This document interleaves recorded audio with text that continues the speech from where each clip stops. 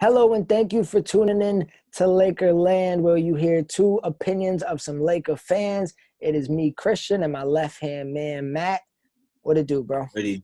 Was goody, was goody, was goody. We just finished recording our season reflection, so we probably in the same fish. You know, we ain't dusty. We just had Bro. we in that vibe, bro. We in that mode right now. It's 1 a.m. Grind time. We finna. It's 1 a.m. and here we are talking about some Laker free agencies and trades and what really our possibilities are this offseason, what we want to see happen, who we want to see stay, who we want to see go during the no, no spoilers or anything like that. We'll get to it, of course. But we obviously had a hell of a season. We have a chip-winning year, man. Championship. Right. How do you feel about the idea of run it back, same team, same squad, let's go? I mean, running back the same team always sounds good in usual cases. In this case, I feel like tweaks might be necessary due to the field tweaking around. You know what I'm saying? We're not coming back to the same NBA. It's going to be a little bit different. So I think we need to take that into account. Draft night is coming up soon, a couple weeks. November We need to pay attention to that. It's going to be big for the league. A lot of the prospects are coming in. Trades are definitely going to be active. I think that's when everything's going to start getting into motion.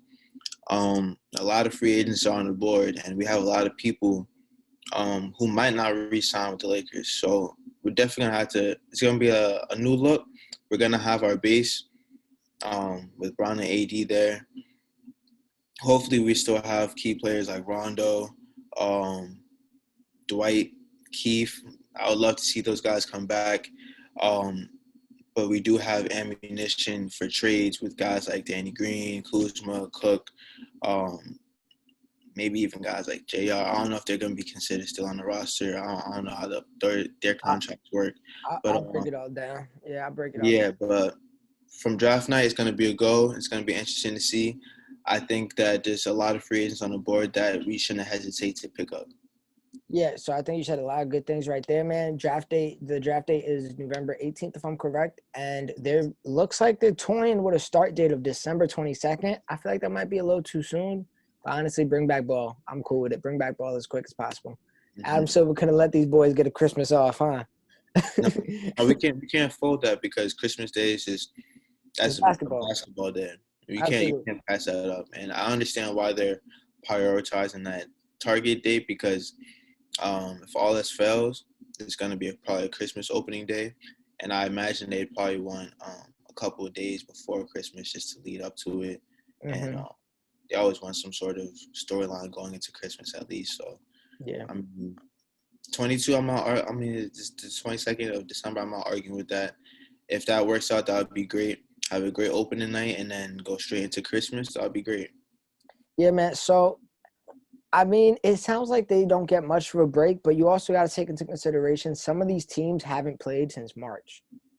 Right. That's going to be, by Christmas time, 9 months of not playing basketball. That's probably the longest they've ever gone. So you can easily say, all right, just wait till January. What's another month going to do? You can say, all right, we might be able to project fans back in the stands by March of 2021. Again, now you're asking, yeah, the Lakers might have 4 months off, but now we're talking about the Hawks who haven't played in a year. So it kind of ruins you ruin your schedule. I'm not going to say forever, but are you going to have to shorten the next season just to get it back on track again? So there's a few things that go into it. I'm sure money is always a thing because at the end of the day, that's how players get paid. So I get it. I definitely do. But obviously the offseason is one of the best times of the year, man. You also said a great point that I liked, that was the field might be getting better. Obviously the Warriors are going to be coming back with a fully healthy Clay, fully healthy Steph. We got Andrew Wiggins still on the team. What are they doing? They're going to make moves, too. Pick? And, yeah, we know Bob Myers is one to make moves. So they might have a completely new look. Maybe, maybe not. Maybe they just really – it's not like the Warriors didn't have a winning formula before. We're talking about a finals, a championship winning team. Right. I feel like there is getting a perception around the league that all the teams are getting better. Maybe I'm a Clippers hater.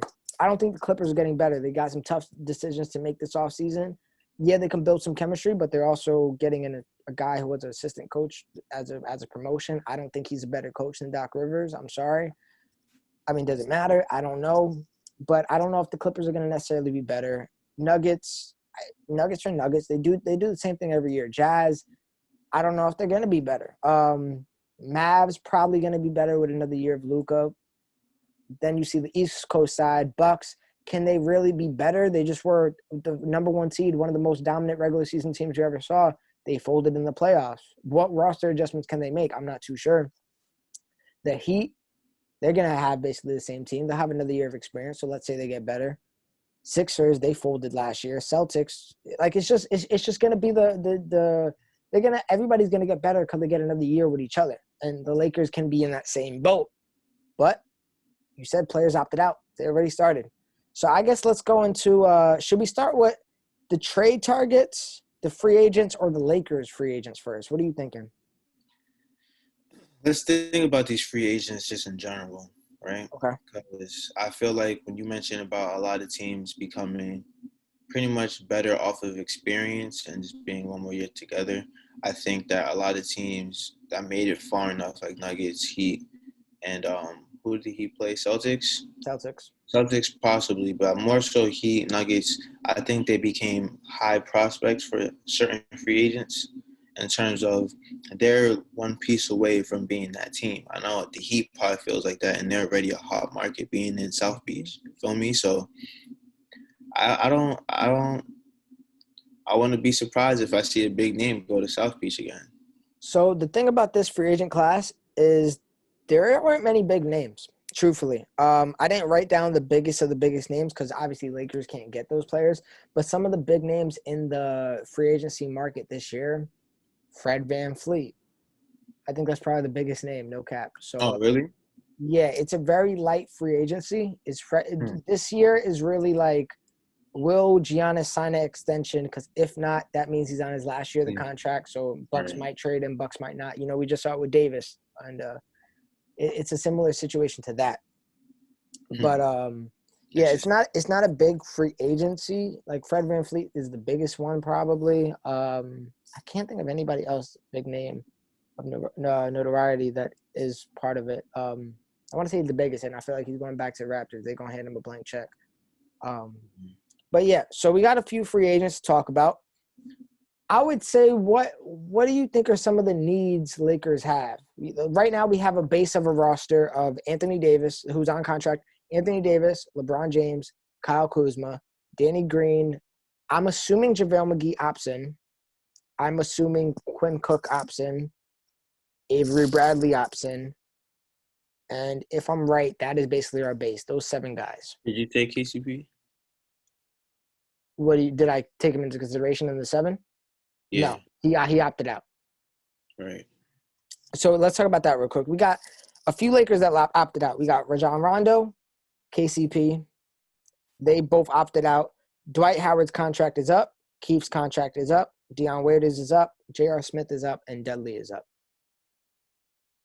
So out of those players, who are you thinking that we should keep to build on top of that base, if not all of them? Well, I always protect us at all costs, but I want to say out of those, I really want to see Dion grow to have a more prominent role within this team, because what we saw from him within those bubble exhibition games, I think could have worked well. Maybe if he was already a part of the plan, you know what I'm saying? Maybe if, you know what I'm saying, if he has Kuzma type minutes, he could have provided a little more offense than some of the guys that are already playing those type of minutes. So I would love to see Dion get another go with the Lakers because I'm already a big fan. But Dwight, of course, because, come on, Dwight was big all year for us. JR, I can care less about, with all due respect. With all due respect, Mark Jackson. JR, I always have respect for JR, but I just feel like for our team, I don't think we really need his talents for real. But he's washed, man. Say what it is. He's washed. I don't think he could contribute to our team at all.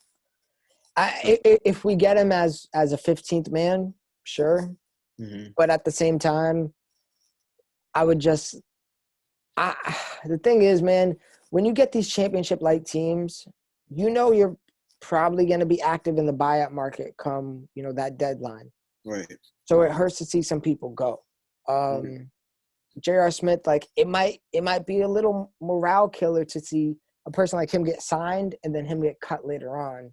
Mm-hmm. Like as much as Quinn Cook really didn't do anything for the Lakers this year, if we would have cut him, especially knowing how big of a Kobe fan he was, how much he took that to heart, that kind of would have hurt. You know what I mean? Mm-hmm. So like we cut Troy Daniels. I think that was the only person we cut to pick up Keith. And who else did we cut for Dion? And we did that. I think we did Boogie. And Boogie, who wasn't going to play. So that didn't really And we hurt. did both of those in probably the best way to do it. You know what I'm saying? In terms of chemistry and maintaining that within the team and, like, future, like, maneuvers. Because the thing about Boogie, right? I still look at him as, like, the Laker or a Laker because I see him signing to the Lakers this year. I hope so. We'll definitely get into that. But yeah, you mentioned it. Dwight Howard, I would keep. Dion Waiters, I would keep. I need to see KCP back. That was going to be the next name. So, do you think KCP? So the thing with that is, I have a lot of things that it all depends on what we do in the trade market. Are we gonna? I really think that we have to try to make a trade because Kuz. I like Kuz. I think he has more than enough potential to score 17 points a game on a team. The thing is, he just doesn't fit with our team. It is what it is. And he's gone after this year. No matter how we chop it up, he's going to get unless he has a complete ball-out year and proves he can play within the franchise, he's gone after this year. We're going to shoot for a higher free agent next year, and we're not going to have the money to extend him. So this is most likely, if he puts on a Lakers jersey this year, this is his last year as a Laker. So I think I might want to just trade him to get the value. You know what I mean? Like it's like get the value while we still have it. And then that is the best way to get rid of DG as well. It is. And it really is at the end of the day because in any trade, it's going to have to be a package deal. Yeah, it's going to have to be a package deal. We're going to have to group something together. Kuzma only makes so much. Yeah, and out of the group, you know what I'm saying, DG has to go. Kuzma is going to, you know what I'm saying, he has the value to get us something that we need. And with a couple more pieces, maybe a pick, can get us an actual great quality player that fits within our actual foundation, what we need to succeed. So that's exactly why, like, KCP, I love him. I do not mind if he's back on the roster next year, but I'm assuming we are going to hunt for a guard. Yeah, a playmaking guard is what I'm assuming, or a playmaking combo guard or anything. Almost like a Dion, but on defense. Because remember, we was looking for guys like Darren Collison. We was looking for and that's still granted. Rondo did show up. Rondo opted out as well. So I'm thinking that we can't get back Rondo and KCP and still make a trade because it's just going to be too much. It's going to be too much guard play. It's going to be way too much guard play. But Bradley, he slides to the three.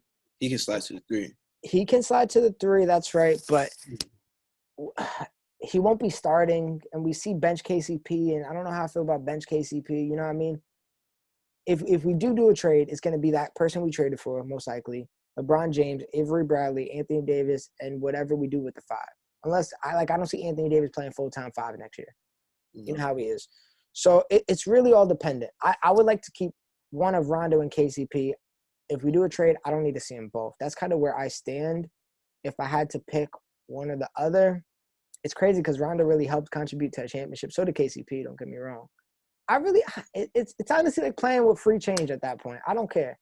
I just want to keep it, bro. But I really want to make sure that if we give up Kuzma, we get at least an equal amount of buckets. You feel me? And not only buckets, but I want a defender. I don't want it was great getting Dion, and Dion's a great scorer, but I need another defender because Danny Green and Kuzma, shout out Kuzma. He made great improvements in defense, and hopefully that continue. I want to give him his credit for that because he put in the work for that. But still, I still picture him as a guy who would get hunted. So, along with DG, so getting rid of that space and putting another solid defender in replacement, I think would be big because we're a team that like hangs our hat and hangs our whole mantra on defense. Feel me? So, I do want to actually clarify on something you just said. DG all offseason last year was referred to a 3 and D guy. no funny, bro. It's a number and a letter. 3 and D. That's Man it. shot 33% from the 3-point line. It's not much of a 3-point threat. Rondo shot better than you. And then defense. Did you see something I didn't? Because I thought his defense was pretty awful all season. He has what I call and a lot of people call matador defense. And that's basically when you just Olay and, you know what I'm saying, that guy gets to the rim and it's like anybody who's any type of quick or any type of crafty is very easy to get by Danny Green, you know what I'm saying? And then he's like an easy foul call because all he does is reach because you beat him easily. So it's like, it's really not nothing to have him on the court because he doesn't provide nothing for defense. Literally, like He has some capability guarding the perimeter. and he might some capability and he might show up with like a sneaky block or something like that here and there. But I don't know, man. I don't really have too much bank in his defense because, to be honest, within the starting five, he was the weak link defensively. Like he was what would break the perimeter. Yeah, the best defense that involved DG was the defense that the rim played against him every time he went for a layup or any shot in general. Every fast break. It was locked down there. But yeah, man. So I mean, you know what? We talked about some of the free agents we want to keep. I want to point out Duds. You said you want to keep him at all costs. I don't care, man. Duds is the 15th man. He knows his role. He's not necessarily a coach. Like he's a leader and he is a vet. He is a dog. He's great for our chemistry too, because I just feel like he's part of that locker room glue that keeps everybody together. Like if we didn't have Duds, I feel like it's crazy to say if we didn't have Duds, but if we didn't have Duds, but like I feel like the way certain players click with each other, a lot of the time it's like Duds is in between there. Like, you know what I'm saying? He gets everybody along with everybody. People you wouldn't even really expect to be cool. Like, so I just feel like shout out Duds, man. We got to protect Duds at all costs. We signed Duds. Not for nothing, even though I could really do a Duds appreciation podcast, but not for nothing too. Every time he did get minutes on the floor, he was impactful. Bro, nah, that's a great point though, because there's a lot of times where I felt like, yo, some shots, I'm convinced that Duds is a better shooter than Danny Green because, you know what I'm saying, his percentage for the shots that he shot is type probably up there because it is. He's never a bad shooter, and he always came in with hustle, draw charges. He didn't play terrible defense. I mean, like he was always there. He was a person who was an enforcer. Not for nothing. He'll get into. You know what I mean? Right. And we'll use our fouls. Like he'll use our fouls. Like that's not a problem. Like that's how it does, bro. We got 6 of them, man. We got 6 of them. All right, let me pull up his 3-point percentage this year because now you got me curious. He shot 43% from the 3-point line. And that's no cap, bro. I seen it with my own eyes. That's crazy. So that means he was our best. I don't think he qualifies for like the 3-point leader list, but because he didn't take enough. But if you do not, take all that into consideration, how many shots you put up, he was our best 3-point shooter for the season. Yeah, I mean he had it on him, bro, and I'm pretty sure that's what got him signed along with the whole vet thing. But he could shoot, bro. He can shoot. Yeah, bro. So I want to definitely. I love the minutes we got out of Markieff. I think Markieff we need back, and I think he's a key factor of the whole playing 80 at the 5. He's a perfect 4 or 5, whatever position you really want to consider him. I want to keep Keith. I want to keep Howard at all cost. I know Howard might be getting some other offers. I don't know about Keith. I hope they saw, but I hope they didn't see the finals because Keith was that Denver series important, Rocket series important, finals important. Like I don't know if some front offices saw that and was like, maybe we should give this guy another look. But I want to keep Keith. I think he is, again, important for that 5 small ball unit. But, yeah, so either way, we don't have many gaps. I think we talked about the gaps we're looking for. We're probably looking for guards, if anything. Maybe guards, and depending on what's happening with Howard's contract, maybe we're looking for like a backup center. So with that, I got a list of the free agents that I wrote down that we might be interested in as a team. So guards, I got DJ Augustine. I really don't have much guards. This is a terrible free agency for guards. I got DJ Augustine, Joe Harris, Isaiah Thomas, and Alonzo Trier. I know we tried Isaiah Thomas before.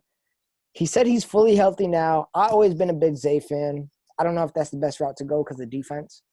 But I do like Isaiah Thomas. But out of those options, it's not much. I'm going to be honest. It's not much, but if I know Rob, I would come at ISO Zoe crazy. He has that potential that is overlooked by a lot of people that I think Rob would recognize, especially after the last year we had. And Joe Harris would definitely be on my radar as well, just because he's I just wonder how pricey he is. I feel like Nets think he got it, bro. He got a contract, bro. He has a sniper's contract, like, you know what I'm saying? Like sniper, man. Sniper. He's not gonna fold you like Danny Green, I can tell you that much. I can tell you that. I can tell you that. He did it to us. He did it to us a few times. But yeah, so I think with the guard position, if we were to have a perfect offseason, in my head, the perfect offseason would to be to trade for I'm not going to say an all-star caliber guard, but like almost like a third-star guard. We'll talk about it a little later. And then we don't really got to worry about signing any guards. Maybe pick up a DJ Augustine, sure. Re-sign Dion Waiters, we're fine. I feel like, honestly, bro, I feel like DJ Augustine would be another layup. And I really don't even want that on the team, bro. Because we forgot about how much layup put us through stress. But it was like, bro, what do we sign you for? Like, you know what I'm saying? Yeah, that's why. But the thing with that is, if we get that all-star guard, I'm looking at DJ Augustine like, 14th man. You know what I mean? And then it's another liability with another Quinn Cook, basically. Yeah, but I'm going to be honest. I trust DJ Augustine more than Quinn Cook. DJ, same thing to me, honestly. I can see where you're coming from. Same trade-off. Yeah, I get what you're saying. So, I mean, I hear you, though. I hear you. I definitely do. Same shit, bro, honestly. So in my perfect offseason, we're getting that kind of brink of all-star caliber, whether it's a point guard, shooting guard, whatever the case may be, shoot for that. And then I would give money in the free agency to a forward because we'll be losing DG, and a center. And if that's the case, some of those options we got are it has a few nice forwards in the market that I think we can get with our cap room. These are all realistic options. Gallinari, Paul Millsap, Jay Crowder, Carmelo Anthony. And this is the one that I just think we're capped out of, but hey, I don't know the magic that LeBron whispering into the ear can do. Jeremy Grant. I would love Jeremy Grant. I don't think it's realistic, but out of that, the other options. You think his bread is like that though? His breach is like that? He had a good offseason, man. I mean, he had a good postseason. I think he'll get 15 mil. 15 mil. I think he'll get 15. Not from us. Not from us. Not from us. We don't have 15 mil to give. Who's giving him 15 mil? Whether it'll be Denver. A 10 mil contract I see happening. Somebody who believes in him. The other thing is, though, that makes everything interesting is nobody has money. Right. There's a solid like 6 teams that got cap room. And we're talking about like the Knicks, the Hawks. I don't even think Charlotte Hornets got money. Like it's not good teams. So I really want to see what players do as their decision, because their real options are go back to the team they've been on for the last few years, so because those teams could run their bread up, or let me go to a contender for an exception deal. So that's when it gets interesting. I think Jeremy Grant is too young in his career to do that. I think he probably stays with the Nuggets and gets a nice little $12-15 million contract. I won't be surprised if he sees 18 mil next year. 18 is wild. Bro, they threw it to Otto Porter. You don't think they'll give it to Jeremy Grant? They gave that to Otto Porter? Yeah, man, Otto Porter. Yeah. So there's a few options though. Gallinari, Carmelo, Schroeder, and Millsap. What do you think about some of those names? The standouts for me, obviously Gallo. I think he would work perfectly, bro. Perfectly. Like Gallo's game is a smooth forward, right? And he's not too much of a defensive liability. I think he plays decent defense, right? Which is Hmm. one of our priorities. And he's a snipe. I think he would be a perfect replacement for Danny Green, bro. Perfect. Like if you want to talk about an upgrade, talk about an upgrade. Just all your In job is to every do. facet, bro. All your job is to do is shoot. He don't really even got to defend. Like we'll take care of that. We got you. Everybody else around you, we got you. Just handle yourself, bro. Right. All you gotta do is shoot when Bron gets you open looks. And what I like about Gallo is his game is a lot more developed in terms of he can put the ball on the floor a little bit and he's a little more crafty. You know what I'm He saying? definitely can, bro. A lot more overall. And I feel like with our organization, those talents would be able to shine a little more and probably be a lot more developed than they already are.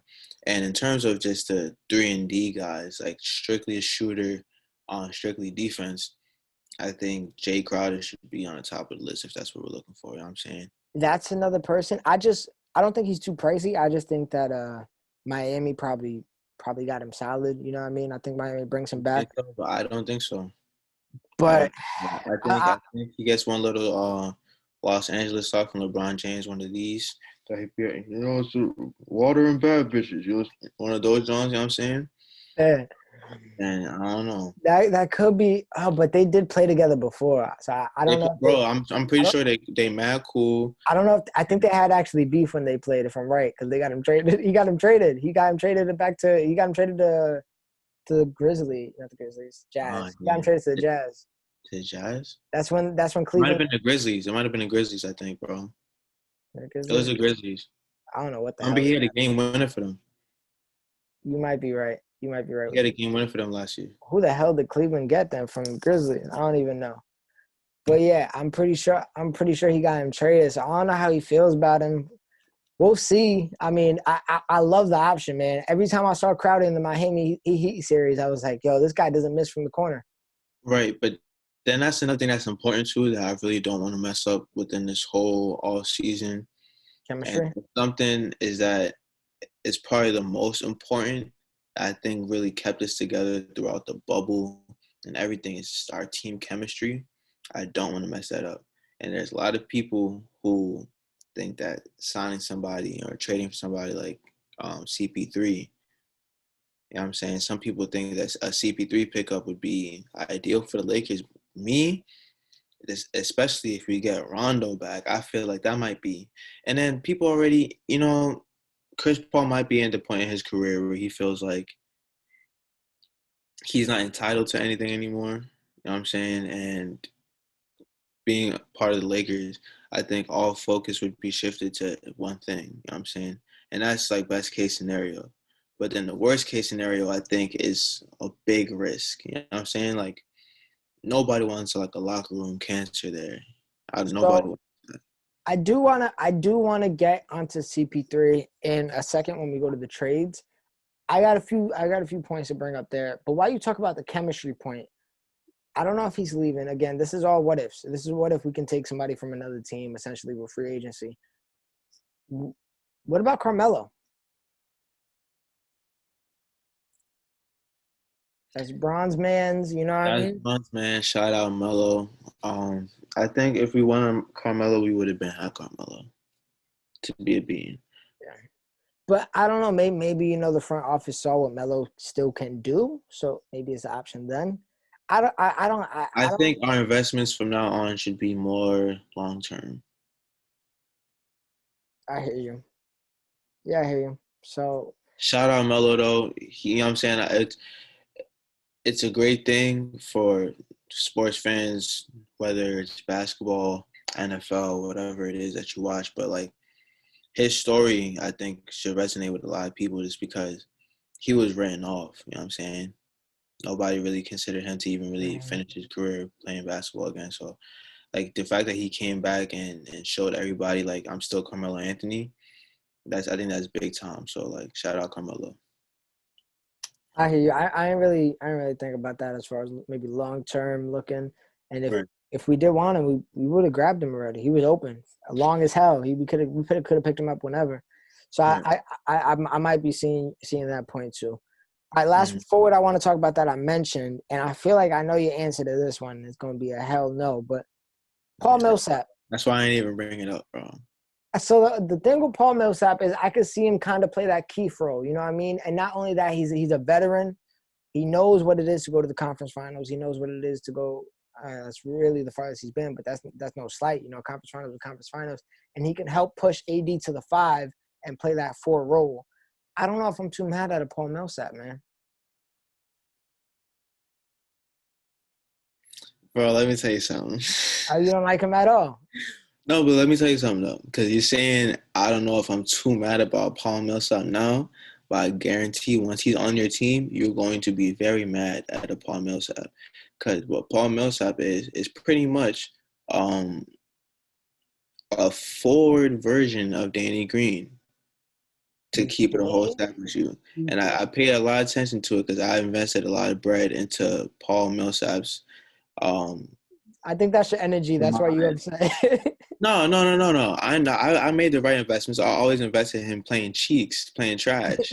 I always play his under. Like his under would be like 5 points. I always put under because he's really garbage, bro. I'm not gonna hold you. So, All you know right. what I'm saying? I'm not gonna target that at all because like ideally Paul Millsap, if you think about it, stretches the floor as a big, puts AD at the 5, but then it's like at this point in his career, he's really getting up there. Last year, he was struggling bad. He's only going to get worse. Why would we even get somebody who's depreciating? Well, he was also starting last year. I think if we, put him into an 18-minute role, he might not be too bad. He's depreciating. There's no point. I want assets because if you scoop Paul Millsap, if he's playing ass and we get into the trade deadline, what are we going to get for him? Nobody's trading for no Paul Millsap right now, but I promise you that. Yeah, but to be fair, right now we're looking at players that we can mid-level accept a minimum, vet minimum. We're not really going to get much, you know what I mean? We can get better than Paul Millsap. I promise you, Christian. We can get way better than Paul Millsap. Okay, all right. I would take DJ Augustine. All right, we'll leave Paul Millsap, but let's talk about some centers that I got listed down. Some centers. This is where it gets interesting because I don't know if I want to, and it's not really our choice, but I don't know if I want to see JaVale back on the team next year, especially if Dwight leaves. I wouldn't mind it, though. It's because he plays the center. If we need the center role, he'll fill it, like, at least. And It's not too many minutes that we need from him. It's not too many. But I'm guessing, though, like, realistically, we need to sign a center this offseason, a reliable center. And I got a few options for you, especially if Dwight Howard does not come back. This is more than important ever if Dwight Howard does not come back. We got Dwight is going to resign. I have faith in that. I have confidence. I hope so. I'll be tight if he doesn't. His Lakers. So we got, and I don't know if he's too pricey. He might be too pricey, but the main one I like is Ibaka, Tristan Thompson, Aaron Baines, Hassan Whiteside, and then Marc Gasol, and we also got Boogie Cousins. Are these free agents or just? These are free agents. All free agents. Whoa. All right. Well, see now this is where we're talking now because I'm not gonna hold you. Any of those sounds lovely. Ibaka is probably ideal, but like Brad, of course.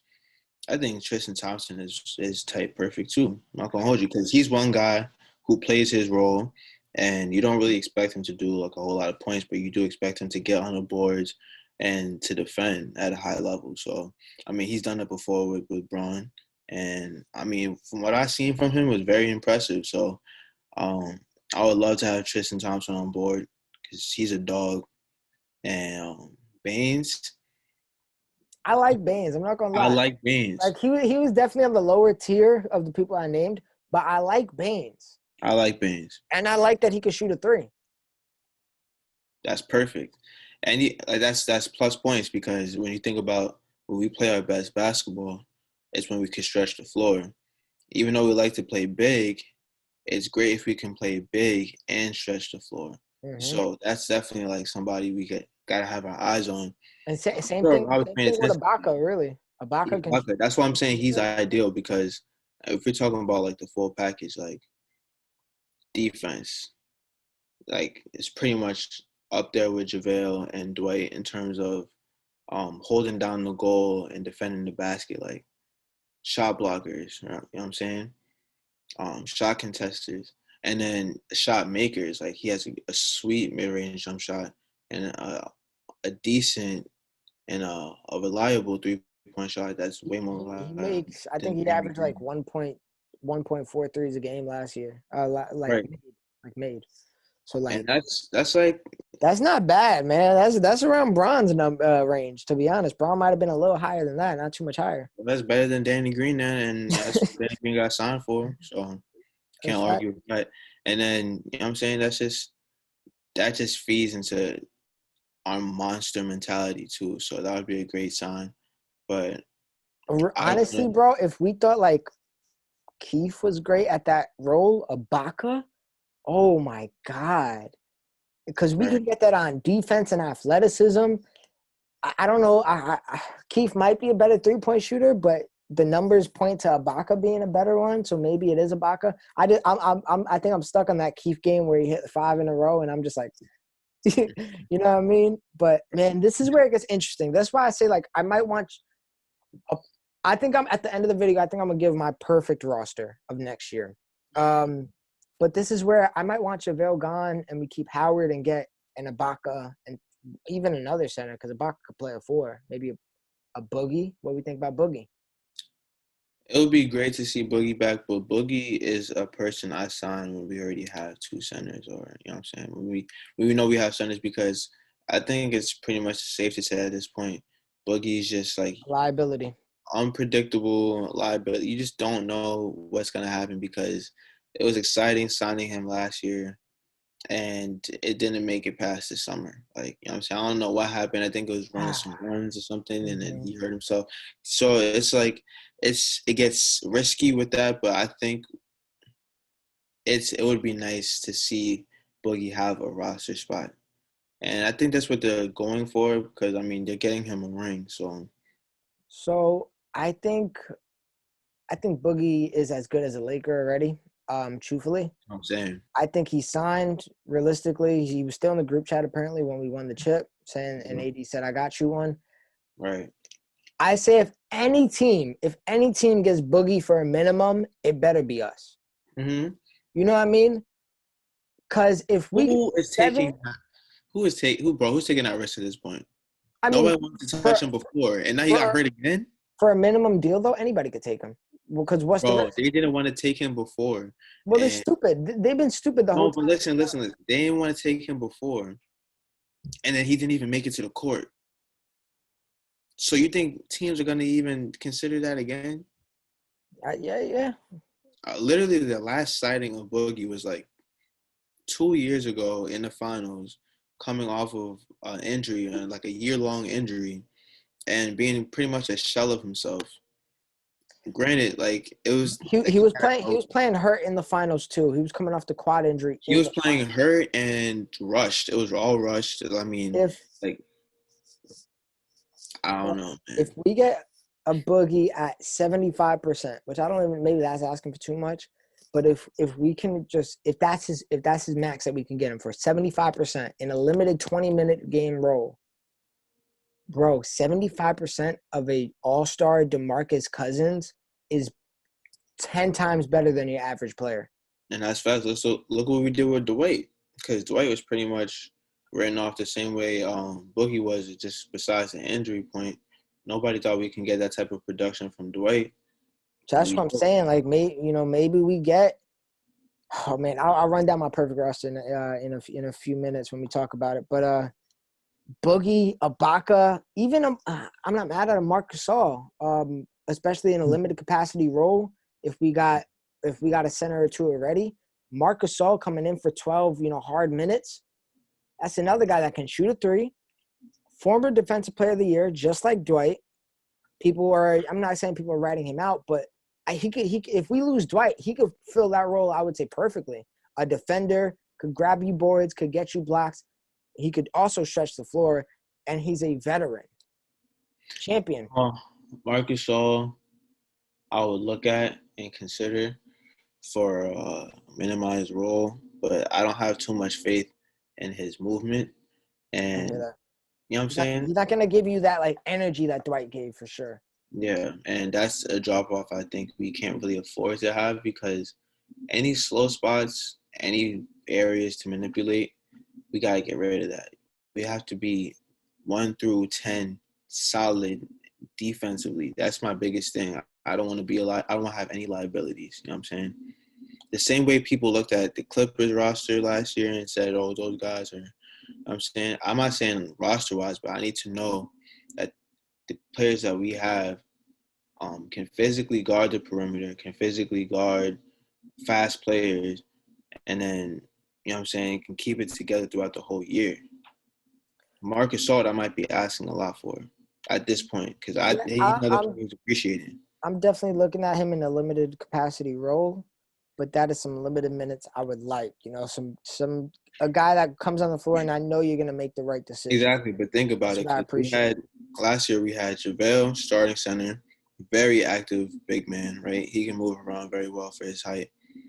And then we had Dwight coming off the bench for him. So there was no really drop off in terms of athleticism and energy. Yeah, I don't want that drop off. Before we go to the trade targets, I want to mention one more name, and this is it was honestly off the top of my head because we mentioned Marc Gasol. What about Pau Gasol? And obviously, I don't think we're talking more so to expect big minutes out of it, but for like another Dudley role, you know what I mean?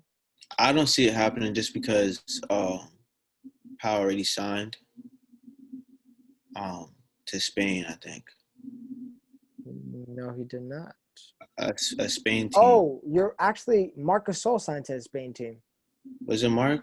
Mark, yeah. I remember sending you the text. I completely forgot about that, actually.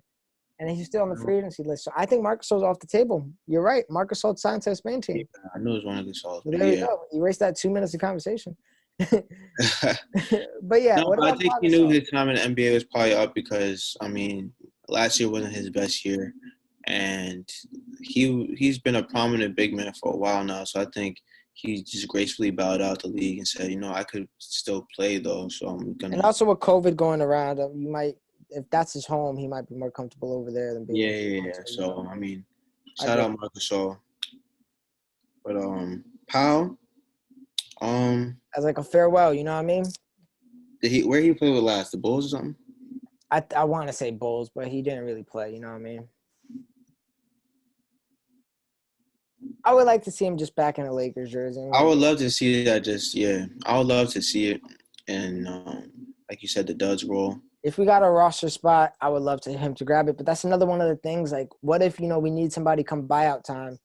I would hurt my heart to cut Paul Gasol, you know what I mean? Yeah. That's just the only kink with that. I just want to throw that up there, see if it's stuck or not. To be honest, like I'm cool with passing up on Gasol and just retiring his jersey. Yeah, I hear that. We should retire his jersey regardless because he is a legend in that Lakers jersey, man. So let's talk about a few trade targets while we're here. And like I said, I wrote down all shooting guards. I don't think we got any centers as trade targets right now. I don't think there's many centers in the league that will really bite out of Kuzma and Danny Green. I mean, teams in the league that would bite out of Danny Green and Kuzma giving up their center. Right. So I got a few targets for you. It's 6 of them, yeah. I want to see what you like, what you don't like. We mentioned CP3 already, so let's talk a little bit about that. I want to get my piece. So with CP3, he obviously got a crazy-ass contract. And we would have to give up, like, a lot of the team. That's where you say the chemistry might be a problem. The only thing that I do have to say to that, the people we have to give up would be like JaVale McGee, who I kind of don't care about, to be honest. Avery Bradley, who that would hurt. That would hurt, but if we keep Caruso and KCP and we get CP3, that doesn't hurt as much, so I'm really not too tripping about it. Plus, I don't know how much of a – not going to say leader, but how much of a part Avery Bradley had in that chemistry. He wasn't part of the bubble, you know what I mean? Yeah, I wouldn't say he had a big part of the chemistry, but in terms of, I mean, he just had a big part just in defensively. general, Yeah. defensively and just in general, just being on the floor. Because, I mean, a big focus that people like to put on his defense, but I think we saw that we like to go to him for offense as well. Like, his shot is not bad. Definitely better I than like his DG. shot, man. I like his shot, and he's aggressive. He's a dog. Like, so it would hurt to see him go anywhere, to be honest. I mean, it hurt to see him not pull up to the bubble. And like you said, we have guys who can fill that role like Caruso, KCP. And, I mean, they stepped up. So if we needed to make a move like that, if we have those pieces, it wouldn't hurt as much just because we know what we can do without him. You feel me? But yeah, and then the other two people we'll need is like Quinn Cook, Danny Green, and Kuzma. And Quinn Cook and Danny Green, you good as gone. Kuzma's the real value of the trade, truthfully, and then we'll probably throw in a picks. It's a load. It's a lot. I'm not gonna say I like it. I'm not gonna say I necessarily hate it, especially if we could build a lot of good. We could fill a lot of those pieces in with the free agency and re-signing KCP, re-signing Dion Waiters, making sure that guard play is still there. The only thing with that is his contract might put us in too much of a bind when it comes to next free agency, and I don't want to get into that. I do think if CP3 is a free agent and he wants to play after this contract, I think we should pick his ass up. Well, yeah. But I feel like compromising our short-term future in terms of next year's free agency and just chemistry right now, I just don't see – I understand the sexiness of the deal and the hype behind it. I don't feel like we're giving up. It looks like we're giving up a lot, but I don't feel like we're really giving up a lot. I don't think we're giving up a lot, but then it's like, Truthfully. what are we really gaining? We're gaining a all-star like Rondo on steroids, and we wouldn't re-sign Rondo if that was the case. We're getting Rondo on steroids. We're talking about a guy who can legit be a general on the floor and being a menace on defense. If we don't have Rondo, I'm cool with that then. That sounds good if we don't have Rondo. So I actually really like the trade. It's just not – I just feel like I don't know if I want to ruin the chemistry and take away so many pieces. That'll be my main concern, really. That's what I'm saying. But then at the same time, if we don't have Rondo and if we don't give up too much, if we give up JaVale, DG, Kuzma, Quinn Cook, yeah, that's not bad. It really isn't, man. It's not bad, bro. It's not bad. So I kind of switch gears on that trade, and I kind of like that. But at the same time, we got some better options out there. Especially, I think we could get CP3 a little later in his career, where CP3 does things that, despite your age, will remain impactful. He can shoot. That doesn't phase out. Your defense might phase out a little bit, but if you got the IQ, you know where to go. You're there. You know what I mean?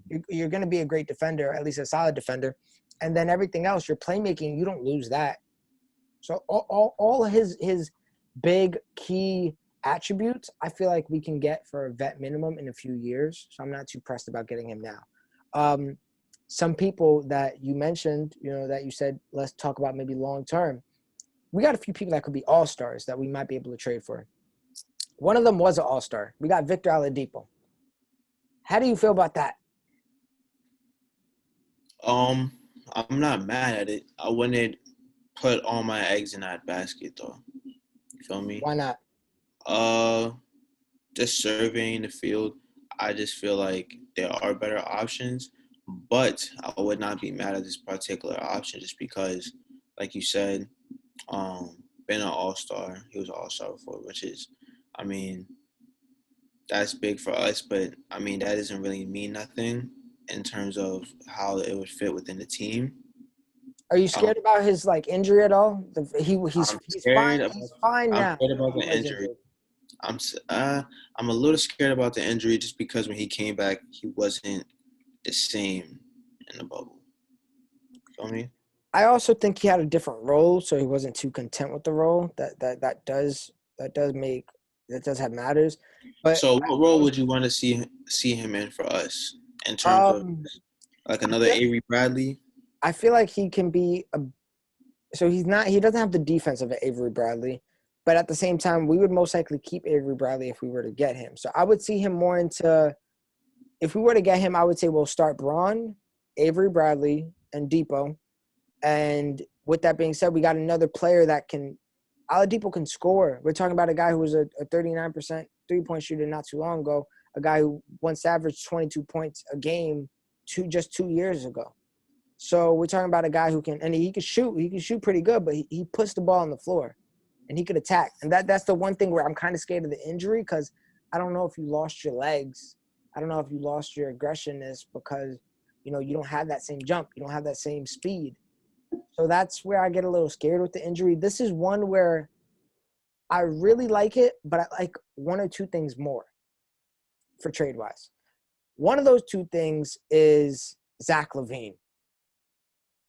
I don't know if it's possible, but if we can get Zach Levine for a Danny Green, all the packages I'm going to say for all these targets is basically the same. Danny Green, Kuzma, our draft pick, 28th pick, I believe, possibly THT, depending on what needs to be done or not, if teams really want him that bad. If we can get that group out for Zach Levine, a guy who he participated in a three-point contest, so we know his three-point shot is there. We know he can drive. The defense, realistically, we can teach you that. We taught Kuzma that. Right. I haven't watched enough of him to know if he's a great defender or not, or a good defender. But we can tune you up. Phil Handy could get you in the gym. We got him. You know what I mean? I would love and talk about a future guy. He's 25 years old. Mm-hmm. I would love Zach Levine. And that's my thing with Oladipo is I don't even feel comfortable giving up Kuzma for Oladipo. But Zach Levine, that's why I'm saying surveying the field, I feel like there's better options. Zach Levine is a way better option. And I feel like just to target that, I would give up that.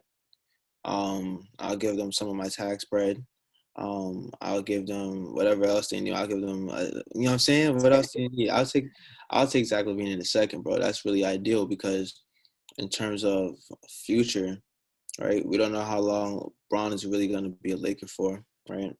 And it seems like, at least with this squad, there's like an impression of people want to stay once they get here.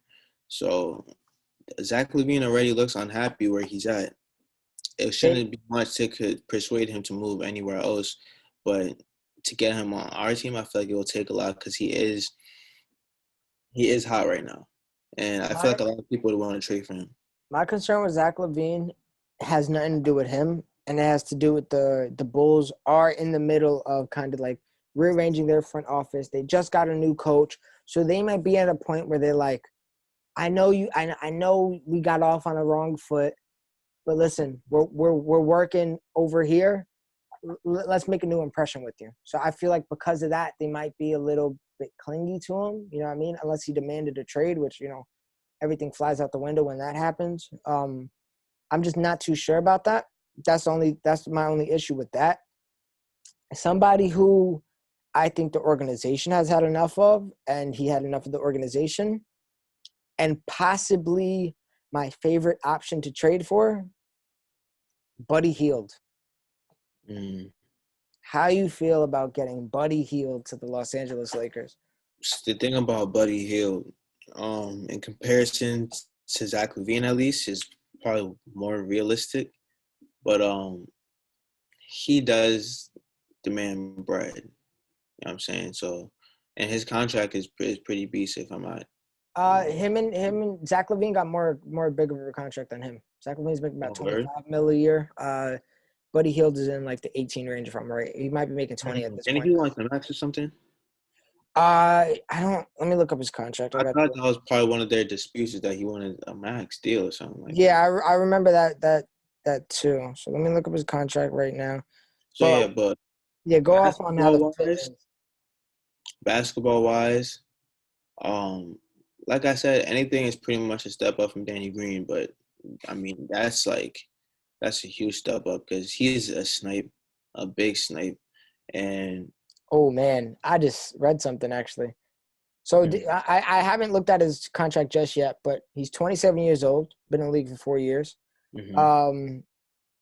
You want to know a funny little stat? And he's making 23 mil this year, so he didn't quite get a max, and I think that was part of the dispute. But he did get a long deal. His contract doesn't expire till 2024. So he would be a Laker for a while, barring any trades.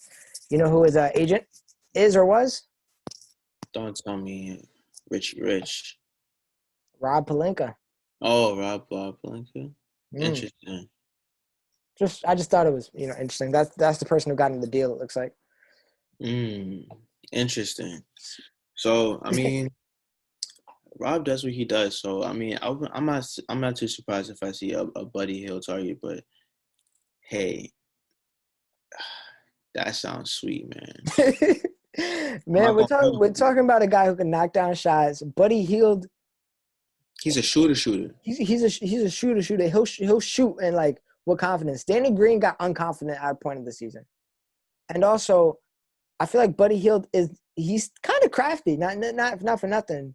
He can at least, like he averages 18 points a game. He doesn't average that all from shooting a shot. You know what I mean? He can make something happen. I feel like Buddy Hield can be a very good option. Him or Levine is really what I like. But there's two other options where I just have like question marks too. And it's going to be I want to talk about this one first. Dennis Schroeder. We talked about another Thunder. I love Schroeder, bro. I love Schroeder. I don't know where Thunder stand with him. He's like a big question mark within the organization. He obviously comes off the bench. I would love him off the bench role for our team too. I love Schroeder, man. And I think Thunder is a great team to trade with just because they're about that trade life right now. You know what I'm saying? They're about rebuilding. So yeah, if you tell him, yo, you could have Kuzma, you could give Kuzma whatever extension because they got Thunder got money for days. You can give Kuzma whatever extension. And another draft pick that they have like how many draft picks? A draft pick. They like draft picks. And if we have to supplement a draft pick and throw in THT, here's a little project that we were working on. You can pick right back up on it. And Schroeder I want to say Schroeder's contract is either expires. It would be expired that year or the next year. So I don't know, man. I really like Schroeder, and I feel like after we get him, we could keep him for like another $6 million. You know what I mean? He won't really be too costly after the fact if he's already locked into our team. Schroeder would be perfect, bro. Perfect. He's like the type of guy we was looking for when he was looking for like Reggie Jackson and those type of guys to fill in that guard role who is a playmaker and can create and is offensive as well. You know what I'm saying? And I mean, he's just all around just aggressive. I love Schroeder. He's a dog, and he goes and gets CP3 co-signs him to the fullest. So yeah, man, that's a dog, man. I feel like Brown would love him. I think Brown everybody on the team would love him.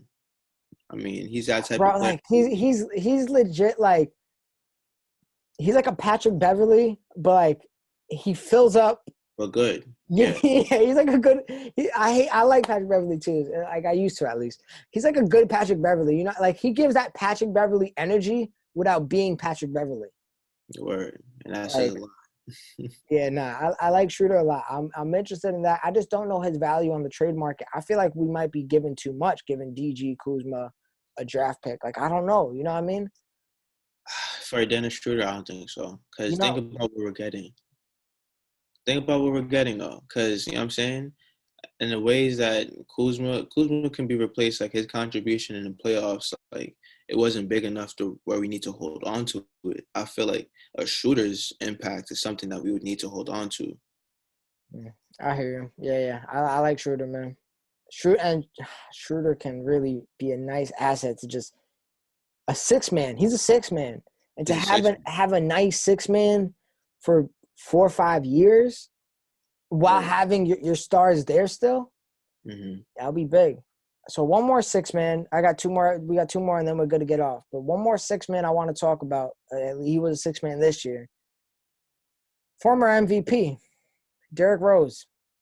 We talked about wanting a guard last year. There was rumors about this last year. What are we thinking about getting a Derrick Rose onto this team, sending Kyle Kuzma to Flint, Detroit, send him to Michigan. Send him home. You know what I mean? I know it's LA, but damn. But shout out D Rose, man. Like, there's one thing I noticed when we was playing. What team was he on? You said Michigan, right? Pistons. When we played Detroit. He was really the only player I was worried about and Drummond in terms of like boards and all that, but he was like the only player who could really create his own shot, and he's in his bag right now. You know what I'm saying? He's not on some bullshit. He's like, people like to say former MVP, but he could definitely be a big contribution to any team. I feel like he can go to any team right now and really impact them on some big stuff. So it would So be great if we can get our hands on him, but I know a lot of people's looking at D Rose right now, licking their chops. so the thing with Derrick Rose, I want to check his age real quick. He's 32. So I didn't think he'll be that old. So only thing with him, I love his play style. He's exactly what we need. We lack on driving to the basket. That also is why our spacing is messed up. If we drive to the basket, we'll get more opportunities to kick to any of our wings, or maybe AD on the side of you, and AD could do what he wants to do. He gets to the line. Like, and him and AD in the pick and roll. That's beautiful. But then, bro, I didn't even take into the fact. I'm glad you pointed that out. I didn't know he was 32. He's 32 years old, and I do think though, since he's been back, he had a bunch of injuries. He's been getting better since he's been healthier every year. Right. He went and he had that crazy game where he dropped, I think he was the Timberwolves, he dropped like 50 points. And everybody was like, it just felt like a good game for D Rose. But then he was also the next season able to put together an entire good season. 18 points a game, 5 assists a game in a season. You know what I mean? I would love him on the team, especially just trading like Kyle Kuzma. And like I said, Kyle Kuzma, regardless, I don't see him going past this season regardless. So I would trade a year for Kyle Kuzma for a year D Rose. Only concern with him is he's played with Bron before. Granted, I don't know his mindset when he was in the Cleveland Cavaliers because he was in Cleveland. I don't know many people that want to be in Cleveland, especially when you're dealing with all the mental things you got to deal with, coming off a bunch of injuries, being a former MVP. But he played with Bron before, and also his three-point shot is a question mark. So that's the only thing I stand with him. What I might like is that if it doesn't work out, his contract's done. You know what I mean? So we're not glued to it. Buddy Hield will be glued to. Zach Levine, he might be a free agent, but I'm not mad at being glued to Zach Levine, no, Ryan. Neither am I. Yeah, I'm not mad at being glued to Zach Levine, Schroeder, and D Rose. Like he said, him just being explosible within a short period of time, it would be a good pickup because I feel like if we was to get him now, we'd probably get a good year. But I just feel like D Rose is spotty because, like you said, in Cavs, it wasn't really nothing, and then New York was kind of like, you know what I'm saying? That was a wash. I would, but at the same time, I love to be the team that gives D Rose a ring. Yeah. I would love to be the team, man. So D Rose, I'm not mad at it, man. Gives everybody the ring. Gives everybody their ring. Yeah, man. Let's be the team. Give it to Chris Paul his ring. Give it to CP3, Duds, Boogie. Let's give them all their rings, man. They all deserve it, right? We the team. We the squad. Chip me. Right. But last person I want to get into, and this is it might be a left field curveball. It's the last one we got. DeMar DeRozan.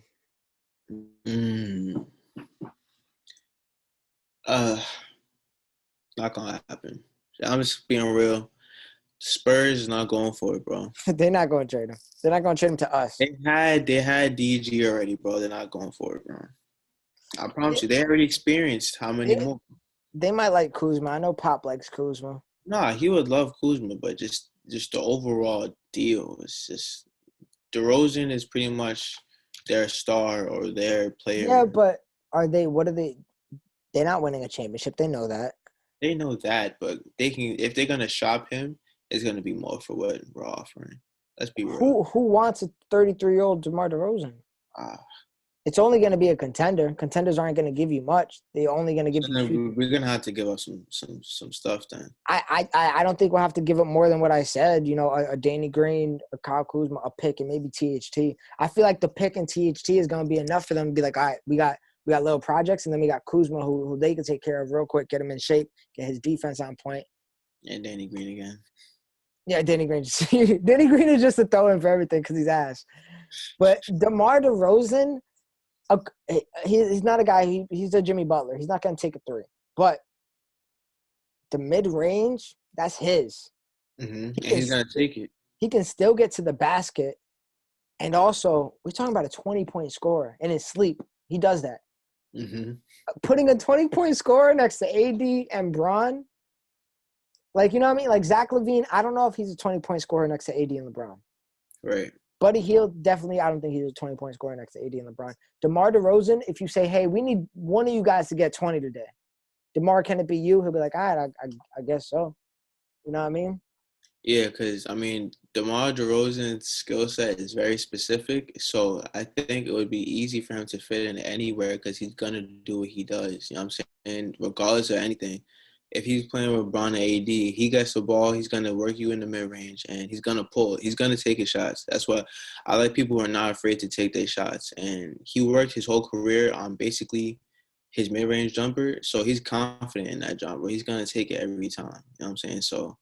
And I mean, that's people like Zach Levine who have like an overall skill set, you know what I'm saying, might get lost in the sauce a little bit.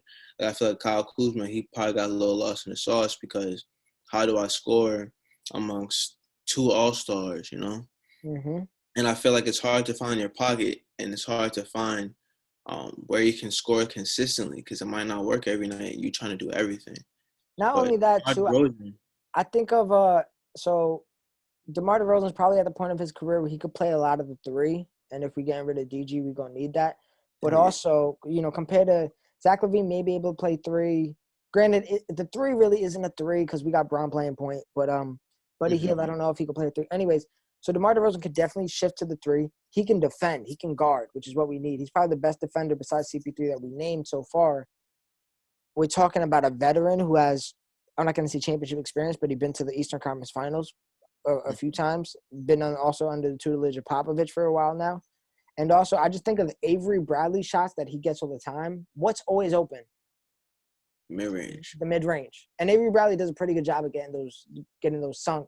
But DeMar DeRozan, you might as well just write your check and walk back the other way. Like, that's what I'm saying. We're good.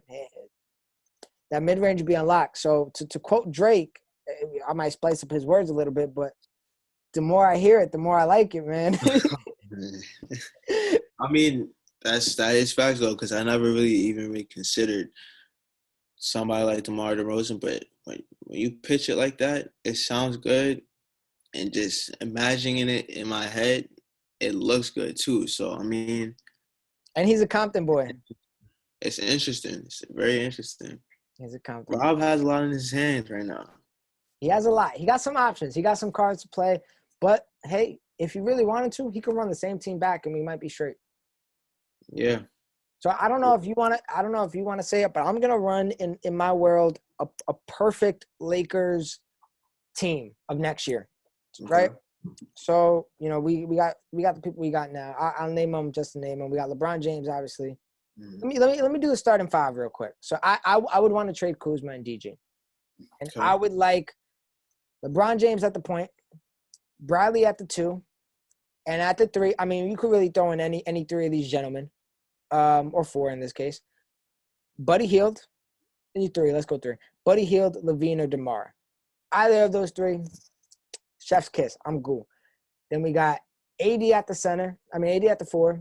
And then at the center spot, either Howard or Ibaka. That would be my perfect starting lineup for next year. I would love to. Yeah, right, bro. I would love to, on the bench, keep Howard, keep KCP, keep Dion, keep Keith, keep Duds. I keep, obviously, we got Caruso there still. We got, am I missing anybody really on the bench? Quinn Cook, whatever. You can do what you want with him. Rondo, we could run back, maybe. Some of the free agents I'll look into. I'm looking at Boogie, and I said Ibaka. And if we trade for a Schroeder, slide me a Gallinari. That's it. That sounds beautiful, bro. My top 3 free agents: Gallinari, besides Boogie, because I already consider him a Laker. Gallinari, Ibaka, I really think it's just the top two. But I'll throw in Tristan Thompson, just throw him there. But it's really Oh my it's Ibaka and Gallinari, bro. I want either both of them or one of them. I need one of those people on the Lakers. That would be great. We would win free agency. And Rob, you have to throw him the freaking Executive of the Year award at that point, right? At that point, you have to. And I mean, we're gonna sign somebody, bro. Somebody's gonna be signed. One of those big guys. It's either gonna be Tristan Thompson or Ibaka. And I feel like it's probably gonna be more Tristan Thompson, bro, just because. It might be. And he's back with Chloe, so. Back to Beverly Hills. Yeah, man. He might be like, all right, just throw me this deal. I'll get out of bed and got to do what I got to do. I just hope we don't get no drama with Tristan Thompson because of that. You know what I mean? I mean, I don't see that happening, but Tristan Thompson, that's a great pickup. I'm not gonna hold you, bro. Great pickup. If we get him and Gallo, come on, bro. That's what I'm saying, man. Not to mention, like, Boogie is just that could really be icing on the cake. It could be. It was icing on the cake last year, and the icing melted, but it's all right. My chair just – I don't know if you saw that on camera. My chair, I hit the button. But, yeah, legitimately, the only thing I really want this offseason besides, you know, a few fine-tunes in the free agency with a Tristan or a Ibaka or Gallo. I love Kuzma to death. I think he's going to be a great player, just not on this team. And I think 1 year of Kuzma is going to cost us some value, and especially if it means getting rid of Danny Green. I don't want to see Kuzma in a Lakers jersey next year. I don't want to see Green in a Lakers jersey next year. And I don't want to see whoever for our 28th pick is in the Lakers jersey next year. Yeah, it don't even matter. I mean, the thing is, we've been prepared for this as fans for a while because we had a similar situation where we was attached to a group of guys, right?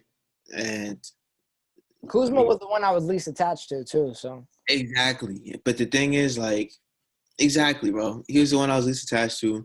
If we can let go of Lonzo Ball and Brandon Ingram, then I'm with the trades, bro. I'm not really trying to spare anything except for some chemistry, and I don't think Kuzma really adds anything to chemistry. He was a goofball. They'll slide a picture of him in the group chat saying, "Yo, what you doing, bro? What's up with this outfit?" That's really it. That's what he was there for. He was the clown. And I really feel like at some points, a lot of people was not jacking him, bro. Like, all right, just think about it, bro, because there is a couple moments within the team I feel like he got chewed out, right? I think Rondo had some issues with him. I think maybe Bron and AD had enough of him sometimes. You see when they didn't help him up after he did that crazy pass, right? It's like they had enough of his shit for real. I seen who else had problems with him? I think it looked like Dion had problems with him when they first pulled up because they probably had some sort of you know what I'm saying? So it's like Kuzma, getting rid of Kuzma and getting somebody who's probably just a little more he doesn't fit the roster, man. I thought he did in my head because of how good he played with Bron. He doesn't fit playing next to AD.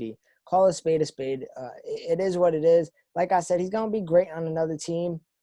Thankfully for him, he got his chip. He can go ahead and make his money now. Go ahead and make his money. Yeah. Shout out Kuzma, man. Yeah. Because at the end of the day, he put in the work for us. He did what was necessary, got better at defense. And, I mean, that's all you can really ask for somebody on a team to give all they can and do what they can in their role, especially defense. You think he gets his jersey retired in the IG Model Hall of Fame? IG Model Hall of Fame? Ball back Winnie. I think he might be up there, bro. He got Tyler Herro's girl. Tyler Herro caught his seconds. Tyler Herro is a prospect, bro. He's up. You know what I'm saying? Tyler Herro. We're talking about Kuzma did go on a date with Vanessa Hudgens in LA. They caught that. You know what I mean? Yeah, bro. In his time in LA, he definitely came up. I think he's gonna get a jersey. He chilled with Kendall. I don't know what happened, but he got he got the invite to the pool party. Yeah. He's one of those. Yeah, I don't know, man. This man Kuzma's hilarious. Hopefully you don't go back to that crib. You might be on the Sanfordtorium and Meg next up.